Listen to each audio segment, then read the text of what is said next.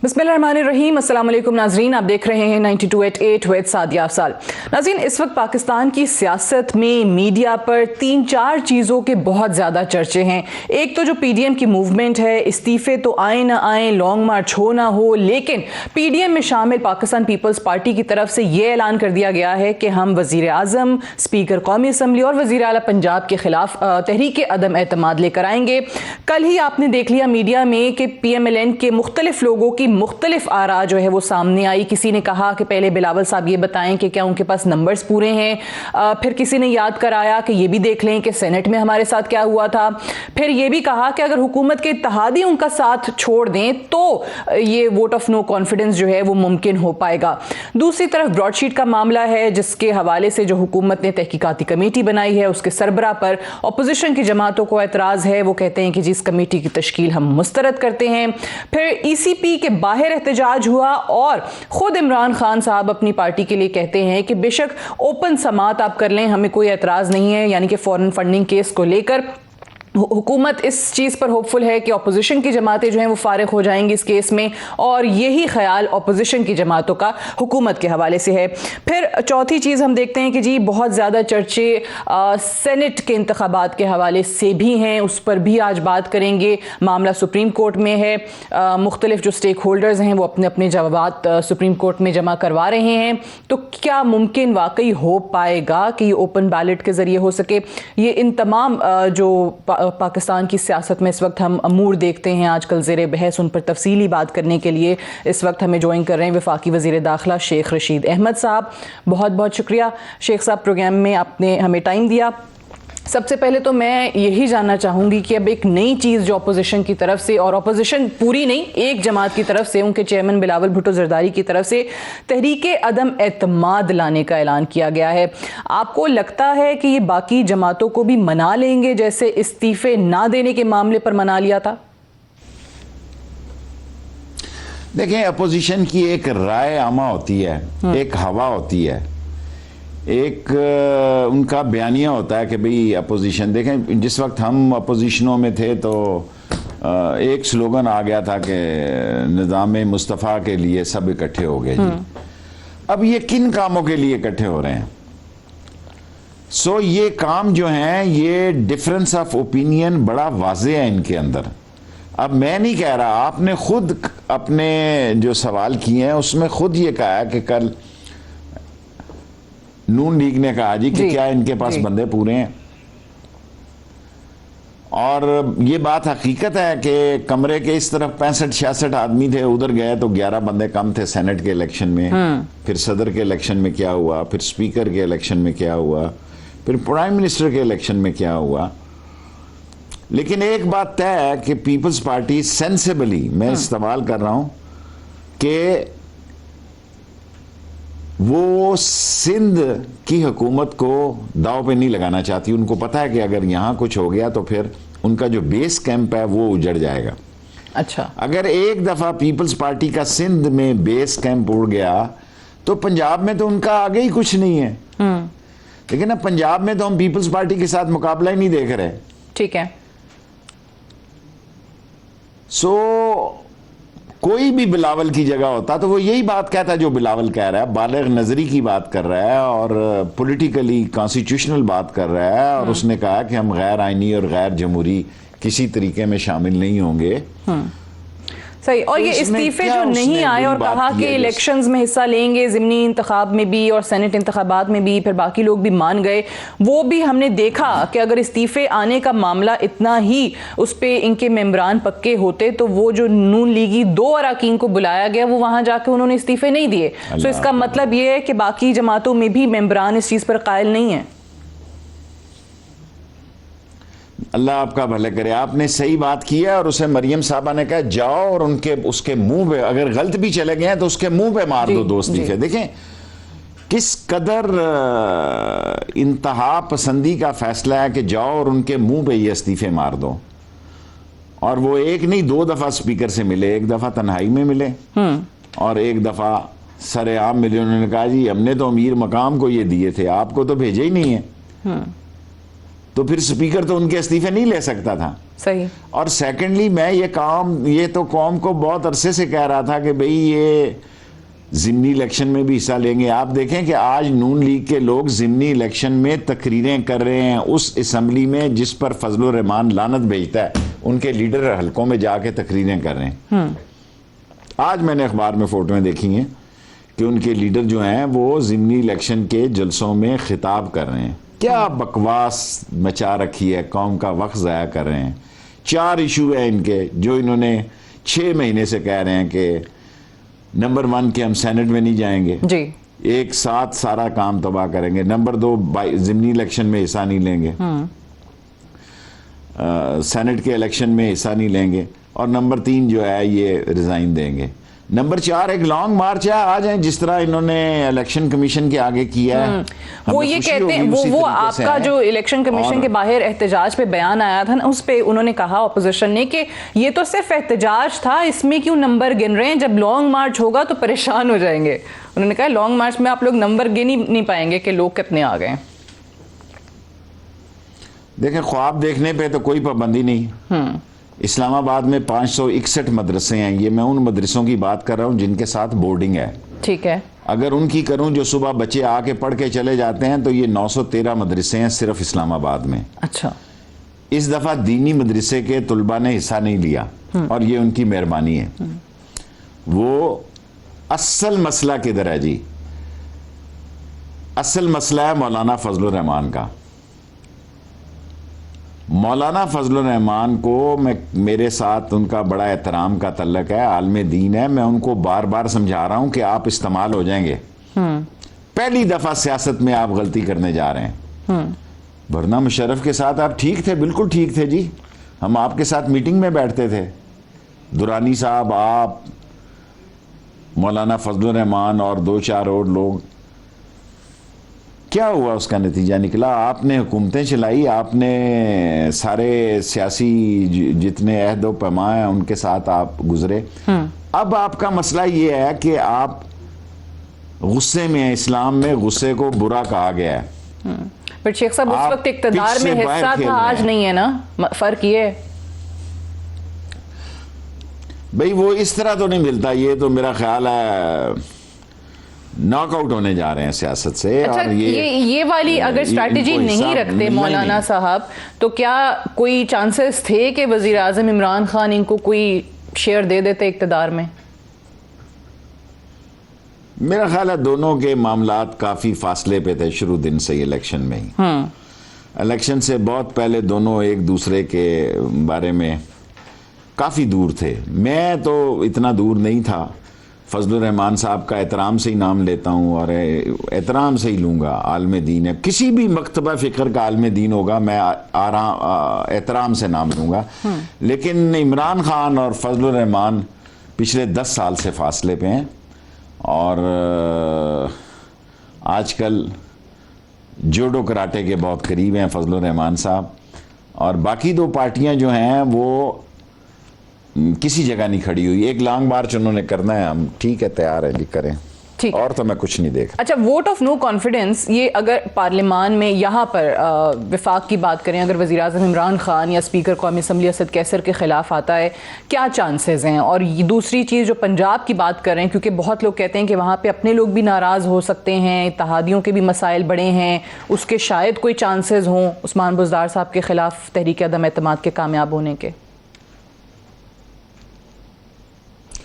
Sir ये एक बात कहूँ मैं आज आपके प्रोग्राम में, पता नहीं गलती ना हो जाए, मैं पंजाब में पीटीआई की 1 सीट ज्यादा देख रहा हूँ। अच्छा। सेनेट की। अच्छा। ये बात आज आपको 2 महीने पहले कोई नहीं कह सकता। 2 महीने पहले ये बात कहने की जरूरत नहीं कर सकता जब मैं कहता था कि ये सेनेट में इलेक्शन लड़ेंगे। शाम को 8 और 10 बजे मेरी किट लगती थी। जब मैं ये कहता था कि ये ज़िमनी इलेक्शन में हिस्सा लेंगे, कोई आदमी ये मानने के लिए तैयार नहीं था। मैं आज आपके प्रोग्राम में ये इंकशाफ कर रहा हूं कि सूबे में जी अगर यही हालात चले तो पीटीआई की 1 सीट सेनेट की ज्यादा हो सकती है। अच्छा। जबरदस्त। मुझे ये बताएं कि विफाक में बजाय क्या कम होने के, हाँ आप कह रहे हैं ज्यादा हो जाएगी, ठीक है चलें। अब आपने इस तरीके से कह दिया कि वो जो हम सुन रहे हैं मीडिया में और हर आए रोज खबरें आती हैं कि वहां से इनके अपने लोग भी टूट सकते हैं, जनूबी पंजाब के लोग अलग हो सकते हैं, इत्तेहादी नाराज हो सकते हैं, लेकिन आप ये कह रहे हैं कि वहां से एक सीट ज्यादा ही हो जाएगी सेनेट की। वैसे आपको क्या चांसेस नजर आते हैं? मैं टीवी पे दे रहा हूँ, कोई अखबारी बयान नहीं दे रहा। जी जी जी जी बिल्कुल, मैं टीवी पे कह रहा हूँ और ऑब्वियसली वो तो ऑन रिकॉर्ड आ लाहौर जाती से आया हैं हूँ आके। अच्छा, ये मैं लाहौर से उनकी मुलाकात PTI की कोई शायद एक आपकी सीट खुसूसी ज्यादा। मुलाकातें हुई हैं उसके बाद आप ये कह रहे हैं? जी बिल्कुल, मेरी चीफ मिनिस्टर से मुलाकात हुई है, दूसरे लोगों से भी मुलाकात हुई है, मीडिया के लोगों से भी मुलाकात हुई है, उसके बाद मैं ये बयान दे रहा हूँ। राइट अच्छा शेख साहब, ये जो बिलावल साहब ने कहा, आपको याद होगा वो बीवी की बरसी पे जरदारी साहब का बयान जो कि अपोजिशन के लिए की बाकी जमातों के लिए उन्होंने पैगाम दिया था कि हम एक दूसरे को मत बताएं कि हमें क्या करना है, हमारी माने, हमारी सुने, हमारी स्ट्रैटेजी पर चलें, फिर हम सब कुछ मुमकिन हो पाएगा, ये हिकमत अमली तब्दील करनी पड़ेगी। अब ये जो पीपल्स पार्टी ने हिकमत अमली तब्दील की और बल्कि बाकी जमातों की भी करवाई, इससे एक जो खदशा है या वो जो रूमर फैक्ट्री काम करने लगती है वो ये है कि कहीं पीपल्स पार्टी की कोई बैकडोर मुलाकातें तो नहीं हो रही, वो जिनको मुक्तदर हलके कहते हैं उनसे कोई राब्ते तो नहीं है, उनके कहने पर तो नहीं हो रहा, और पीपल्स पार्टी एक साइड पर होकर इन जमातों को छोड़ के तो अलग नहीं हो जाएगी। देखें, फजलुर रहमान साहब जब कराची का जलसा था, आसफ जरदारी की मिजाज पुरसी करने नहीं गए थे, वो ये कहने गए थे कि नवाज शरीफ की इसमें तकरीर करवाएं। अस्पताल जाना उनकी मिजाज पुरसी करना एक बहाना था। अच्छा। असल में उन्होंने ये जोर दिया कि कराची के जलसे में नवाज शरीफ की तकरीर हो जो कि आसफ जरदारी नहीं माने। और आसफ जरदारी साहब जो हैं, उनके जो मामलात हैं, देखें मैं ये नहीं कहता कि उनके राब्ते हैं या नहीं हैं, लेकिन पाकिस्तान में कभी भी सियासी दानों के ये हो सकता है कि 20 ग्रेड वाले के राब्ते ना हो, 21 वाले के हों, 19 वाले के हों। राब्तों के बगैर दुनिया के किसी मुल्क में सियासत नहीं चलती। इसका मतलब ये नहीं है कि मैं ये कहूँ कि ये सारे राब्ते में है, लेकिन ये भी बात हकीकत है कि ये नहीं हो सकता कि लोगों के कहीं ना कहीं जगह हेलो हाय ना हो। ये नामुमकिन है, पाकिस्तान क्या दुनिया में कहीं मुमकिन नहीं। सही। अच्छा ये बताएं कि एकदम से जो इनके जलसों में, इनके तकारीर के अंदर जो पहले नाम ले लेकर जर्नैलों के और फौज मुखालिफ जो तकारीर हो रही थी, एकदम से उसकी शिद्दत में कमी कैसे आई है? क्या हुआ ऐसा? इनकी पार्टी में भी रिएक्शन हुआ। अच्छा, इनको समझ आ गई बात के बात खराब होने जा रही है, और ये 1 साल तक खामोश रहे, इनका मीडिया खामोश रहा, इनका ट्वीट खामोश रहा, फिर एकदम तूफान बदतमीजी जब आया उसके बाद ये संभले, फिर अब तकरीबन अपनी असली जगह पर हैं, लेकिन नाकामी इनका मुकद्दर है। इनको कुछ नहीं मिलने जा रहा, कुछ नहीं मिलने जा रहा। और देखें ना, इतना बड़ा मीडिया है, 40-50 चैनल हैं, सो उन्होंने कवरेज, दुनिया में कोई ऐसा मुल्क नहीं है जहां 24 घंटे चैनल चल रहे हैं और इतनी बड़ी तादाद में जितना पाकिस्तान में चल रहे हैं जी। सो उनको एक ये तो कोई बहस नहीं है। अगर मैं ये कहूं कि उन्होंने इलेक्शन कमीशन के आगे आए, 4 महीनों से लगे हुए थे कि हम आ रहे हैं, तो जितना मीडिया खड़ा था, मैं तो 2000 कहना चाहता था, मैंने उनको कहा कि आप एक फिगर दे दें ताकि मैं वो कहूं। सब ने यूनानी मुस्लिम कहा, जो कवर करके आ रहे थे सीधा उनके इलेक्शन कमीशन से, उन्होंने कहा जी 3000 बंदे। सो मैंने 3000 ही अनाउंस कर दिए। ठीक। सो लाहौर के जलसे के बाद उनको दूसरा बड़ा धचका लगा ये।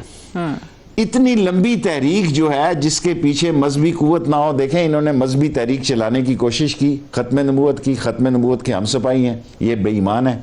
इन्होंने खत्म नबूवत के खिलाफ वोट दिया, कौमी असम्बली में तरमीम लाना चाहते थे, जमीयत उलमाए इस्लाम ने भी वोट दिया, फजलुर रहमान की पार्टी ने भी कौमी असम्बली में वोट दिया। बाद में उन्होंने माफ़ी मांगी और फजलुर रहमान ने मेरे पास आए, उन्होंने कहा हम आपके मशकूर हैं, हमें समझ नहीं आई, ये है वो है। ठीक। इसराइल को कौन मानने जा रहा है जी? कश्मीर पे इमरान खान का किरदार जो है बड़ा वाज़ेह और बड़ा मिसाली है, अगर ये किरदार मिसाली ना होता तो शेख रशीद खुद कश्मीर की जद्दोजहद आज़ादी का न सिर्फ हामी है बल्कि कश्मीर की जद्दोजहद आज़ादी को ईमान का हिस्सा समझता है। सो ऐसे आलम में जो इन्होंने 3 जज्बाती फायर किए, तीनों मिस फायर हो गए। ठीक है, अब आके आ गया जी फॉरेन फंडिंग। जी, इमरान खान कहता है आ जाओ। अब उनकी सारी उम्मीदें फॉरेन फंडिंग केस से लगी हुई हैं। वो कहते हैं फारिग हो जाएगी पीटीआई। लेकिन यहाँ ब्रॉडशीट निकल आया है, यहाँ ब्रॉडशीट निकल आया। असल सारी दुनिया की तवज्जो अनकरीब ब्रॉडशीट पे हो जाएगी। ज्यादा से ज्यादा 3 महीने, ज्यादा से ज्यादा 3 महीने, अप्रैल तक आप देखेंगे ब्रॉडशीट का केस जो है आसमान से बातें कर रहा होगा। चलिए, ब्रॉडशीट आप कह रहे हैं, आपने इसको पैनामा 2 का नाम भी दिया, पैनामा प्लस का नाम भी दिया। एक ब्रेक के बाद वापस आके ये ब्रॉडशीट के हवाले से भी और कुछ दीगर मामलात भी हैं, उस पर भी हम वफाकी वज़ीर दाखिला शेख रशीद साहब से बात करेंगे right after this short break.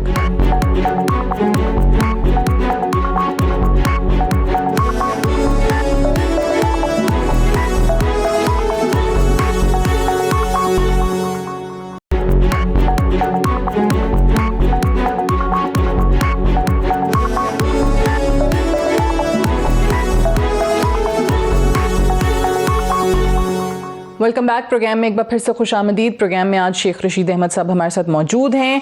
Sheikh साहब, ब्रॉडशीट के हवाले से आपने तस्करा किया था ब्रेक पे जाने से पहले। ब्रॉडशीट के हवाले से ज़ाहिर है वो उनके सीईओ ने हर जगह पर आकर इंटरव्यूज़ दिए, बताया किस तरीके से क्या चीज़ें रहीं मामलात। अभी आप बतौर वज़ीर दाखिला क्या देख रहे हैं इसमें? क्या वाकई ये जो कमेटी बनाई गई है जिसको मुस्तरद कर दिया है अपोजिशन ने, क्या कोई और रास्ता है? क्या कोई और किसी जज के नाम पर या जमात इस्लामी की ये तजवीज़ आई कि आप सुप्रीम कोर्ट चले जाएं, ऐसी कमेटी बनाएं, ऐसा सरबराह हो जिस पे सब इत्तफाक करें? देखिए, अभी तो कमेटी 45 दिन काम करेगी, उसके बाद ये केस, मैंने कहा ये पनामा 2 है या पनामा प्लस है, और इसमें बड़े बड़े इंकशाफात होंगे। और इसमें देखें ना, मुझे तो पहले नहीं पता था कि इतने लाख डॉलर जो है शहबाज शरीफ साहब ने नैब को दिए और फिर सुप्रीम कोर्ट से वापस भी करवा लिए, और इतनी 80-85-100 मिलियन की प्रॉपर्टी मुख्तलिफ मुल्कों में निकल रही है।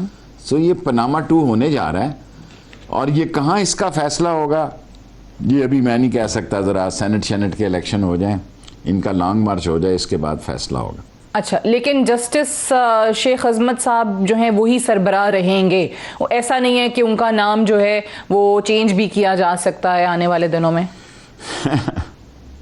क्योंकि ऑपोजिशन बड़ा कह रही है कि हो सकता है कि शेख अजमत साहब जो हैं वो खुद ही इनकार कर दें, लेकिन कुछ सर्कल्स आपके ये भी कहते हैं कि नहीं, हुकूमत ने पहले उनसे पूछा था, उन्होंने एग्री किया तो उनको सरबराह बनाया। Is that correct? मुझे असल वाक़यात तो नहीं पता, लेकिन शेख अजमत साहब एक बहुत बड़े जज हैं और बड़े नामवर जज हैं, और सारी बारें उनको एतमाद और रिस्पेक्ट की नज़र से देखती हैं। सियासतदानों के कहने से क्या होता है, इनको तो जस्टिस क़य्यूम भी पसंद है या चौधरी इफ्तिखार पसंद है, और ये तो वो जज चाहते हैं जो इनकी जेब में हो, जो इनकी जेब की घड़ी और हाथ की छड़ी हो, इनको वो जज चाहिए। और शेख अजमत इंसाफ का जज है और असूल का जज है और रिस्पेक्ट का जज है पाकिस्तान बार में। ठीक है, तो वो ही करेंगे। उनका नाम वैसे शेख साहब ये भी बताइएगा, आपके तो नॉलेज में होगा कि अगले चेयरमैन नैब के लिए भी उनका नाम जो है वो बड़ा गर्दिश कर रहा है आजकल इस्लामाबाद में। मुझे इसका मालूम नहीं है, मुझे इसका मालूम नहीं है, क्योंकि नैब का चेयरमैन तो सारी पार्टियों के इत्तफाक राय से ही बनाते हैं। इलेक्शन कमीशन और नैब सारी पार्टियों के इत्तफाक राय से बनाते हैं। अगर अभी इनकी ये राय है तो उस वक्त अपोजिशन की क्या राय होगी, मुझे इसका मालूम नहीं है। ठीक है, अब शेख साहब ये ब्रॉडशीट वाले मामले पे आपके इल्म में ज़ाहिर है चीज़ें, रिकॉर्ड, डॉक्यूमेंट्स ये आए होंगे, क्या देखा क्या आपने? अभी तक तो 29 मिलियन डॉलर जुर्माना पहले ही हम लोगों ने करा दिया, इसकी तहकीकात आगे कैसे होंगी ये भी पता चलेगा। फिर वो जो नैब के हवाले से कावे मुसव्वी जो है वो मुख्तलिफ फोरम्स पे इंकशाफात उनके कर रहा है, तो वाकई आपको लगता है कि यहाँ नैब की तरफ से ही गलती हुई थी? माजी में रोका गया, वो कहते हैं इंटरवीन किया उन्होंने और तहकीकात रुकवा दी। वो जो 200 लोगों की फहरिस्त थी उसमें क्या निकली जायदादें, कुछ आई आपके सामने फाइलें? देखिए अभी तो जो बताया गया हमें मीटिंग्स में वो नवाज शरीफ साहब का ही बताया गया है कि अच्छा। यूएई में, सऊदी अरब में, सिंगापुर में।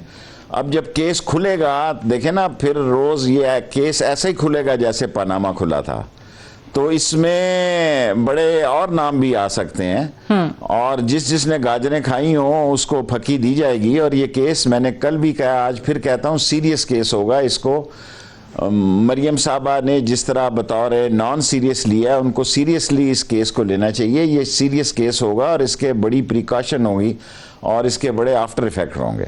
ठीक है, और आपकी अपनी हुकूमत के हवाले से कावे मुसवी ने जो इंकशाफ किए, उन्होंने शहजाद अकबर का नाम भी लिया। देखिए अगर हुकूमत के बारे में कुछ जो शहजाद अकबर की सारे लोग बातें कर रहे हैं, मुझे नहीं पता शहजाद अकबर का नाम क्यों आ रहा है इतना ज़्यादा। अगर शेख रशीद का नाम भी हुआ और वो समझा कि शेख रशीद ने कभी कहीं गाजरें खाई हैं और उसको फकी मिलती है तो मिल जानी चाहिए। मेरे भाई ये केसेस में तो फिर दोनों तरफ चल पड़ता है मसला। ठीक है, लेकिन आपकी नज़र से अभी तक फाइल्स नहीं गुजरी, आप कह रहे हैं सिर्फ और सिर्फ नवाज शरीफ की चीज़ें जो हैं वो आई हैं। नहीं, ठीक है, लेकिन इसमें 200 लोगों, राइट, 200 लोग जो हैं उन सब तक जाया जाएगा, क्योंकि ये शिकायत हुकूमत से अपोजिशन की जमातें पैनमा केस में भी करती हैं कि वहाँ पे भी फोकस जो है सिर्फ और सिर्फ नवाज शरीफ और इनकी फैमिली पर रहा, बाकी जिन लोगों के नाम आए उनको तो पूछा ही नहीं। देखें अब एक दफ़ा सिलसिला शुरू हो जाए फिर रुकता तो नहीं है। और अब ये जो कमेटी बनेगी और इसमें बहुत सारी नई चीज़ें आएंगी, तो मेरा ख्याल है आपको काफ़ी मवाद मिलेगा इस पर बहस करने का। और पाकिस्तान में 2-3 महीने इसी पे रहेंगे और सियासत इसी के गिर्द घूमेंगी और उसमें स्याह और सफ़ेद हो जाएगा। सही। सेनेट इंतखाब जो हैं वो टाइम पे ही हो रहे हैं फिर, क्योंकि वज़ीर आज़म ने जो कहा था कि हम तो अब फरवरी में करा देंगे मार्च की बजाय,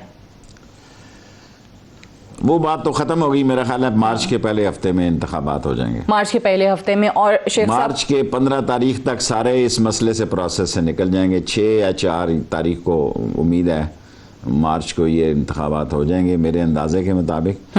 और मार्च के पहले हफ्ते में ये इंतखाबात हो जाएंगे और 10-15 दिन में हल्फ शल्फ और जो कुछ उसकी लवाजमात हैं वो पूरी हो जाएंगी। और 15 मार्च तक मेरा ख्याल है सेनेट में नए चेहरे आ जाएंगे पार्टियों के। राइट।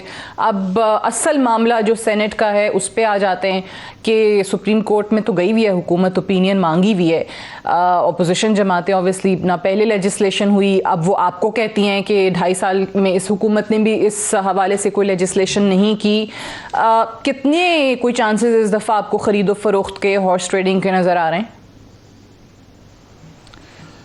रात को मैं सोच रहा था लाहौर में अगर ये चारों पार्टियां, 3 बड़ी पार्टियां मिलकर फैसला करें, कैंडिडेट उतने ही दें जितनी उनकी सीटें बनती हैं, तो अगर असेंबली, अगर सुप्रीम कोर्ट ये फैसला दे कि ये सीक्रेट वोट ही होगा, ओपन वोट नहीं होगा, तो फिर इन पार्टियों को 1 हफ्ते के लिए सुलह कर लेनी चाहिए कि अपने अपने कैंडिडेट जो हैं वो सारे कैंडिडेट जो है मिल बैठ के फैसला कर लें कि मेरी अगर 2 सीटें हैं तो मैं 2 ही कैंडिडेट खड़ा करूं। अगर नून की 2 सीटें हैं तो वो 2 ही खड़ी करे, अगर पीपल्स पार्टी की 1 सीट है तो वो 1 ही खड़ी करे। ये भी इसका एक हल है। ये मैं कल सोच रहा था कि फालतू कैंडिडेट ही ना खड़े हों कि खरीदो फरोख्त हो सके। ठीक है, लेकिन इसके चांसेस कोई रिकमेंड और सेकंड ही ना करे पार्टी से हट। लेकिन मुझे नहीं पता क्या चांसेस हैं। सही। लेकिन मुझे ऐसा दिखाई दे रहा है कि कोई चीज़ वाजे नहीं है, ना ओपन वाजे है, ना सीक्रेट वोटिंग वाजे है, सो भी मैं कुछ कह नहीं सकता। ठीक है, लेकिन आपको लगता है कि चले सुप्रीम कोर्ट में तो मामला है, उनकी जो भी ओपिनियन आएगी वो हमारे सामने आ जाएगा, लेकिन अगर इमरान खान साहब, नून लीग और पीपल्स पार्टी तो सीरियस नहीं थी, अगर होती तो अपने टाइम पर वो कर चुके होते, ओपन बैलेट के लिए तरमीम ला चुके होते आइन के अंदर, लेकिन इमरान खान साहब सीरियस थे तो 2.5 साल में क्यों इस पर कॉन्स्टिट्यूशनल अमेंडमेंट पे काम नहीं हुआ? देखिए इमरान खान ने पब्लिकली तो एक इमेज और नाम बनाया कि हम चाहते हैं कि ओपन कर दो। उन्होंने नहीं किया तो उनको कौन सी इज्जत मिली है? 3 सूबों ने कहा कि इसको जनाब अली ओपन कर दो। अगर एक सूबा कह रहा है नहीं और कुछ लोग कह रहे हैं नहीं, तो गेंद तो इमरान खान ने ही किया ना, जिसने ये कहा कि भाई इसे ओपन कर दो। लेकिन मैंने रात को ये सोचा कि अगर ये एक दिन के लिए मिल बैठे नॉमिनेशन के या 3 दिन के लिए मिल बैठे कि पार्टियां उतने ही कैंडिडेट खड़ी करें जितने उनके वोटर हैं, तो ये भी एक हल है। सही है, लेकिन ऑब्वियसली हमारा मसला यही है पाकिस्तान की सियासत को और ख़ुसूसी तौर पे सेनेट का कि सब लोग इसी ज़रिए से चाहते हैं कि हमारे नंबर जो हैं वो बढ़ जाएं, हमारे कैंडिडेट्स जो हैं वो ज़्यादा आ जाएं। चेयरमैन सेनेट के इंतखाब के अंदर भी हमने यही देखा, आपने हवाला दिया कि इतने लोग यहाँ थे लेकिन जब वोट पड़े तो फिर वो उनके हक़ में निकल के आ गए। शेख साहब, आपने ये एक बयान दिया था कि जब आप वफाकी वज़ीर दाखिला हैं तो ऐसा हो नहीं सकता कि शेख रशीद के वफाकी वज़ीर दाखिला होते हुए अगर कोई फ़ौज मुखालिफ तकारीर करे और अगर करे तो फिर 72 घंटे में पर्चा होगा। तो मौलाना साहब ने इस पे आपको ही जवाब दे दिया है। वो तो कह रहे हैं कि अगर आपने ऐसी हरकत की तो वो कहते हैं 72 घंटे में आपकी वजारत नहीं रहेगी। मौलाना साहब जो हैं, मैं उनका एहतराम रखता हूँ, उनको बहुत गलतफहमी है, बहुत खुशफहमी मैं कह देता हूँ, गलतफहमी जो है ये इनके साथ हाथ होने जा रहा है। ये दोनों पार्टियां जो हैं जिनके कंधों पे, जिनकी बैसाखियों पे ये चल रहे हैं, दीन के मदरसों के तुलबा को, मेरे बयान को कराची में भी उन्होंने तोड़ के पेश किया है। मैं तो दीनी मदरसों को इस मुल्क के मीनार समझता हूँ, लेकिन आप दीनी मदरसों को सियासी के तौर पर, आलाकार के तौर पर इस्तेमाल करेंगे तो गलत बात होगी। दीन के साथ हूं मैं, आपके तीनों इशू में मैं साथ हूं, इसराइल में भी साथ हूं, खत्म नबूवत में भी साथ हूं, कश्मीर में भी साथ हूं। मसला क्या रह गया आपका कि आप चाहते हैं कि इमरान खान को, मुंतखब हुकूमत को उतार दें और उस हुकूमत को कहते हैं कि ये लानत भेजते हैं जिसमें आपने 2 लोगों को टिकट्स दी हैं। इससे ज्यादा डबल स्टैंडर्ड कुछ हो सकता है कि जमीयत उलमा फे के 2 बंदे इलेक्शन लड़ रहे हैं, ज़िमनी इलेक्शन, लोगों को आप ये तासर दे रहे हैं कि मैं तो पहले दिन ही कह रहा था कि इस असम्बली का हल्फ ही ना उठाया जाए। देखें, और इस असम्बली में आपका बेटा भी बैठा हुआ है, इस असम्बली में आपने सदर का इलेक्शन भी लड़ा। देखें, इलेक्शन तो आप छोड़ते कोई नहीं है कि कोई शायद दाव लग जाए, शायद कोई छक्का लग जाए। सो मैं मौलाना फजलुर रहमान की सियासत को इस मर्तबा गैर जिम्मेदाराना सियासत देखता हूं और वो दीनी तुलबा को इस्तेमाल करके सियासी तौर पर गलती कर रहे हैं। ठीक है, अच्छा, अब ये और एक और बात वो कह रहे हैं, 1 मिनट में भूल जाऊंगा, फरमाइए। 1 मिनट में भूल जाऊं। वो कह रहे हैं कि फिर तुलबा बंदूकें उठा लें अगर सियासत में ना आए। जब दीन के तुलबा ने बंदूकें उठाई थी, मौलाना फजलुर रहमान साहब आप मुशर्रफ के साथ थे, मेरे साथ थे, आप और दुरानी, मैं और जनरल एहसान और मौलाना साहब और मुशर्रफ साहब मीटिंग्स किया करते थे कंबाइन। जिस वक्त दीनी तुलबा ने गने उठाई थी उस वक्त आप मुशर्रफ के साथ थे। जब दीनी तुलबा पढ़ने के लिए दरस निज़ामी की तरफ चले गए, आप उनको सड़कों पे ला रहे हैं। फैसला आप करें जो आप करना चाहें। ठीक, अच्छा, अब एक तरफ ये इनकी पीडीएम की तहरीक का ऐलान होता है और उसी टाइम पे मौलाना साहब को नैब के नोटिस चले जाते हैं। अब तो उनके दामाद को और भाई को भी नैब ने तलब कर लिए। इस पे चले वो केसेस सही होंगे, वो चीज़ें होंगी, लेकिन वो कहते हैं टाइमिंग बड़ी अहम है कि हुकूमत को अब ये याद आ रही है कि हम उनके खिलाफ लॉन्ग मार्च निकालने की बातें कर रहे हैं, तो ये हमें नैब के थ्रू नोटिस भिजवा रहे हैं। मैं तो नैब मेरे अंडर नहीं है, लेकिन नैब के बारे में अपोजिशन जो बातें कर रही है, नैब को जो काम है वो उसको जवाब देने चाहिए इन बातों के, क्योंकि मैं तो एक पॉलिटिकल जवाब दे सकता हूं और नैब के जवाब नैब के तर्जमान हैं, वो दें ताकि इस बात की इस्लाह हो सके। सही, लेकिन हम देखते हैं ना कि ये मौलाना साहब के मामले पे बहुत वफाकी वज़रा जो हैं उन्होंने प्रेस कॉन्फ्रेंसेस की, बाकायदा पूरी डिटेल्स आकर मीडिया में बताई। देखिए, मेरे पास नैब की कोई इतला नहीं है, ऐसी मैं फजूल बात करूं, और मेरे पास कोई इतला नहीं कि उनको पकड़ रहे हैं या नहीं पकड़ रहे हैं या उनके दामाद को नोटिस क्यों दिया, मैंने नहीं पूछा किसी से। राइट, एक ब्रेक ले लें, ब्रेक से वापस आकर शेख रशीद अहमद साहब से बात करेंगे। Stay tuned.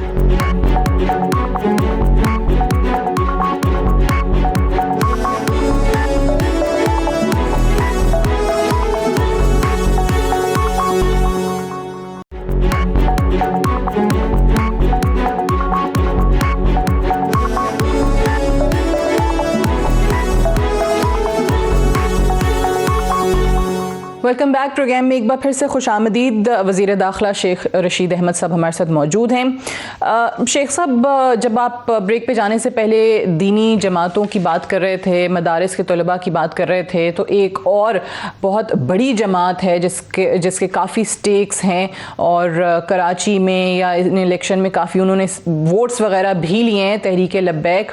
अभी हमने देखा खादिम रिजवी साहब की रहलत के बाद उनके बेटे जो हैं वो ऑब्वियसली क़यादत कर रहे हैं अब इस जमात की।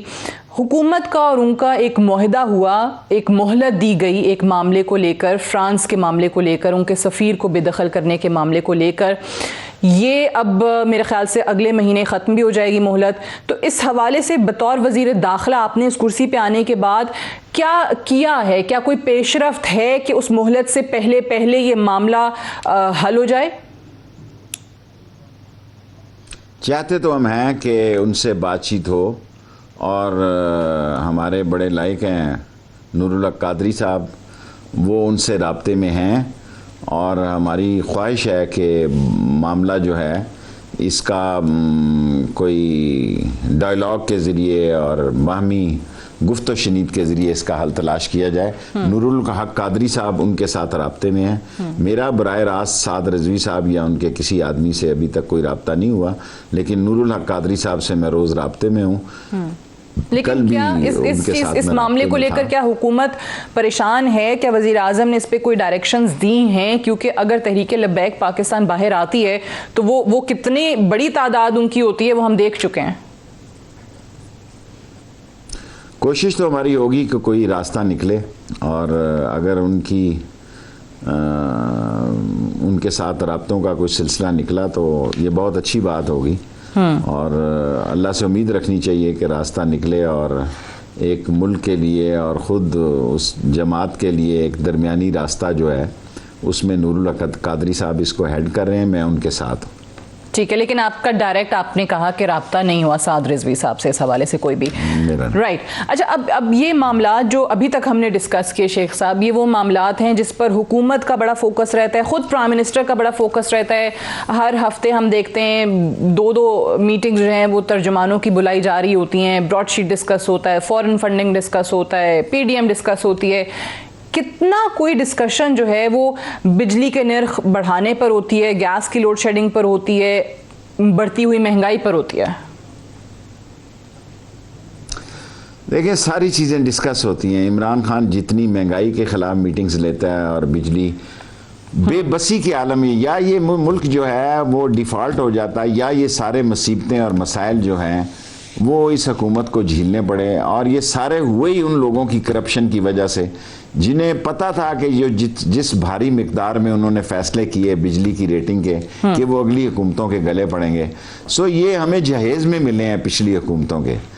इमरान खान की पूरी कोशिश है कि लोगों पे बोझ ना पड़े। इमरान खान की पूरी कोशिश है कि महंगाई का हल तलाश किया जाए, लेकिन क्योंकि इंटरनेशनली हम इतने बड़े दबाव में आए, कोविड को हमने बेहतर हैंडल कर लिया, इमरान खान की हुकूमत ने दुनिया से बेहतर हैंडल किया, लेकिन बात जो आप कह रही हैं उसको हल करने के लिए इमरान खान सुबह शाम मेहनत कर रहा है। और ये बात ठीक है कि हफ्ते में 2 नहीं 3 मीटिंग भी बुला रहा है कि भाई इसका कोई हल तलाश किया जाए। सही, क्योंकि ये मैंने इसलिए भी पूछा कि ये खुद वज़ीर आज़म साहब का एक बयान आया जिसको उन्होंने बाद में कहा कि मिस इंटरप्रेट किया गया, मेरा ये मतलब नहीं था कि अब 2.5 साल के बाद हम ये नहीं कह सकते कि हम सीख रहे हैं या हम नए हैं या हमें पहली दफ़ा हुकूमत मिली है। इस मामले को, ये जो स्पेशली बिजली वाला कीमतें बढ़ाने का मामला है, 200 अरब का बोझ जो है वो आवाम पे पड़ गया है, इस चीज़ का कितना इदराक है शेख साहब? ये क्योंकि अवाम अब 2.5 साल के बाद कितना इंतज़ार करे? बहुत। इमरान खान को इसका पूरा एहसास है और इमरान खान हर मीटिंग में इसको डिस्कस करता है। शेख हफीज़ इसको देख रहे हैं, उमर अयूब इसको देख रहे हैं। मैं जिन मीटिंग्स में बैठता हूँ, मैं भी बैठता हूँ, लेकिन इमरान खान को काफ़ी फ़िक्र है और उसकी पूरी कोशिश है कि इसका कोई हल निकला है। इस वक्त हुकूमत के लिए सबसे बड़ा ख़तरा आपको क्या नज़र आता है? मेरा ख्याल है हुकूमत के लिए मसाइल ज़रूर हैं इकॉनमी के, लेकिन जितनी मेहनत और जितनी जान मार रहा है इमरान खान इकॉनमी से, इस मसाइल से इंशाअल्लाह ताला वो इस मुल्क को निकाल लेगा। और उसकी सुबह शाम कोशिश है कि इकॉनमी का मसला हल हो ताकि लोगों को कोई बेहतरी के और लोगों में इसकी आसानियाँ जाएं और लोगों को रिलीफ मिले। अच्छा शेख साहब, एक और चीज़ बताइएगा कि जब हम ये महंगाई की बात करते हैं, बेरोज़गारी की बात करते हैं, तो कुछ वज़रा हमारे शोज़ में आके जब स्टैटिस्टिक्स देते हैं कि हमारी तो ब्रीफिंग हुई और हमें ये बताया गया, तो पहले ये हालात थे, अब ये हालात हैं, नंबर वो देखने में तो बड़े अच्छे लगते हैं कि हुकूमत ने बड़े ज़बरदस्त नंबर कर दिए हैं, लेकिन आवाम को उस चीज़ से सरोकार नहीं होता। आवाम को स्टैटिस्टिक्स, आदाद शुमार की गेम समझ में नहीं आती। वो तो देखते हैं कि भाई आलू प्याज सस्ते हैं आज के नहीं हैं। लेकिन ये चीज़ अगर वाकई सही है तो क्या इस हुकूमत की नाकामी है कि अगर बेहतर आदाद शुमार हुए हैं तब भी आप उनको प्रोजेक्ट नहीं कर पा रहे? आवाम तो नहीं देख पा रही वो चीज़ें। मैं आपसे इत्तेफाक करता हूं कि हम अच्छी बातें अपनी प्रोजेक्ट नहीं कर सके। आप 100% दुरुस्त फरमा रही हैं कि जो हमने, मैं बाज़ का सोचता हूं कि अब देखें आटा सस्ता हुआ है, आलू टमाटर कई चीज़ें सस्ती हुई हैं, लेकिन हम इसको गैर ज़रूरी समझ के बाईपास कर देते हैं। जो चीज़ें लोगों के लिए बराह रास्त कंसर्न है, हमें उन पर तवज्जो देनी चाहिए। और इमरान खान पूरे तर्जमानों को ये कहता है कि यार इसको प्रोजेक्ट करो, इसको प्रोजेक्ट करो। मुझे ऐसा दिखाई दे रहा है कि बाज़ का तो ये बातें भी वज़ीर आज़म खुद ही प्रोजेक्ट करता है, हम सही तरह प्रोजेक्ट नहीं कर पा रहे हैं, और इसमें मैं अपनी गलती का एतराफ़ करता हूं। ये मैंने सवाल इसलिए किया कि अगर आप कह रहे हैं कि वज़ीर आज़म कहते हैं कि ये करें प्रोजेक्ट इस तरीके से चीज़ें, तो हम तो मीडिया पे सिर्फ और सिर्फ आपकी और अपोजिशन की, आपसे मुराद हुकूमत की जंग देखते हैं कि सारे के सारे बयानात पीडीएम पे हैं, सारे के सारे बयानात इस्तीफों पर लॉन्ग मार्च पे हैं। हमारे टॉक शोज का भी मौजू वही हो जाता है, क्योंकि अगर हम महंगाई पे बात करना चाहें तो इवेंचुअली बात वहीं चली जाती है कि ये आएँ तो सही लॉन्ग मार्च करके तो दिखाएं। मैं 100% आपसे इत्तफाक करता हूँ, और इमरान खान भी यही कहते हैं जो आप कह रहे हैं। वो भी उनको बार बार कहते हैं कि यार लोगों के मसाइल पर जाके बात करो, और आसान लफ्ज़ों में करो, सादा लफ्ज़ों में करो, ताकि लोगों को समझ आए। सही है। अब आप होपफुल हैं, आप कहते हैं कि जी इमरान खान साहब निकाल देंगे इस चीज़ से। इमरान खान साहब के लिए फिल वक्त जो उनकी जमात के लिए एक मुश्किल है, ये फॉरेन फंडिंग केस जिसका हमने जिक्र किया, आप को कोई काबीना में या इसी तरीके से तर्जुमानों के इजलास में, ऑब्वियसली पीटीआई के तो आप इत्तेहादी हैं, आपकी अपनी जमात है अवामी मुस्लिम लीग, लेकिन क्या शवाहिद रखे फॉरेन फंडिंग के हवाले से वज़ीर आज़म ने या उनकी जमात के और लोगों ने कुछ बताया? ज़ाहिर एक्सप्लेन करते हैं। फ़रख हबीब साहब एक नौजवान सियासतदान है, वो सारा फॉरेन फंडिंग केस मीटिंग्स में भी करते हैं, और इमरान खान 110% मुतमिन है कि फॉरेन फंडिंग केस में दूसरे फंस सकते हैं और पीटीआई इसमें से निकलेगी और बड़ी सही तौर पर निकल आएगी, और बाकी लोगों के लिए मसले पैदा हो जाएंगे प्रूफ देने के। सही है। अब लॉन्ग मार्च तो कब होगा ये तो पता नहीं, लेकिन शेख साहब अगर ये लॉन्ग मार्च होता है तो वज़ीर दाखिला के हैसियत से आपका क्या लाहे अमल क्या होगा, स्ट्रैटेजी क्या होगी इनके लिए? अभी तक तो यही है कि जिस तरह इन्होंने मुजाहरा किया इलेक्शन कमीशन के आगे, अगर उस तरह का रवैया रखेंगे तो इजाज़त देंगे, कोई रुकावट नहीं डालेंगे। और अगर ये कानून को हाथ में लेंगे तो कानून फिर इनको भी हाथ में लेगा। ठीक है। और वो जो उन्होंने कहा था कि देखेंगे कि हम पिंडी जाएंगे इस्लामाबाद, और पिंडी जब भी जिक्र करते हैं ऑब्वियसली जीएचक्यू की बात करते हैं, नाम नहीं क्या ऐसे देखें, अगर वो पिंडी की बात ना करें तो उनकी खबर कैसे बनती है? इस्लामाबाद में तो लोगों को पता है क्या करेंगे ये आके। वो सिर्फ खबर की ब्रेकिंग न्यूज़ बनाने के लिए उन सब का रद्द-ए-अमल है। वो उधर तो डीजीआई एसपीआर ने कह दिया था कि आए बिल्कुल चाय पिलाएंगे। आप क्या करेंगे? आप कैसे उनकी तवाज़े कर रहे हैं? हम तो डिपेंड करता है कि किस नौयत से वो आते हैं। हम भी कोई कश्मीरी चाय पिला देंगे, फजलुर रहमान साहब को तो हलवा खिलाएंगे देसी घी का। चले, आप फजलुर रहमान साहब को हलवा खिलाएंगे और कश्मीरी चाय पिलाएंगे। बहुत बहुत शुक्रिया। शेख रशीद अहमद साहब प्रोग्राम में हमसे बात कर रहे थे। बतौर वज़ीर दाखिला उनका ये मानना है और उनका कहना है कि हमारी स्ट्रैटेजी पीडीएम के लिए यही है कि अगर वो लॉन्ग मार्च करते हैं तो उनको बिल्कुल नहीं रोका जाएगा, बल्कि उनकी तवाज़ो जो है होगी कश्मीरी चाय से और मौलाना साहब की खुसूसी तौर पे हलवे से। I have to wind up here. आज के लिए इतना ही, इजाज़त दीजिए। खुदा हाफ़िज़।